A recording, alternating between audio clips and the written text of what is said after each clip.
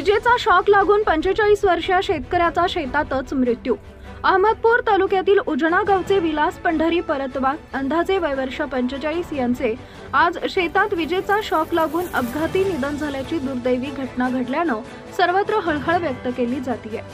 याबाबत गावकऱ्यांनी दिलेल्या माहितीनुसार आज दिनांक 25 फेब्रुवारी रोजी सकाळी विलास पंढरी परतवाग हे साधारणतः 11 वाजेच्या सुमारास त्यांच्या शेतात पाणी देण्यासाठी आले असता गट नंबर 272 मधील शेताचे शेजारील अनिल स्वामी राहणार वजना यांच्या शेतातून पाईप जोडून पाणी घ्यायचं असल्याने विलास पंढरी परतवाग हे अनिल स्वामी यांच्या शेतात जात असताना शेताच्या चहूबाजूने रानडुकराच्या बचावासाठी विजेची तार बांधलेली होती। हे त्यास दिसले नसावे आणि त्या तारेमधून विद्युत प्रवाह सुरू असल्याने त्या तारेस चिटकून विलास परतवाग यांचा जागीच मृत्यू झाला असल्याचं बोललं जात आहे।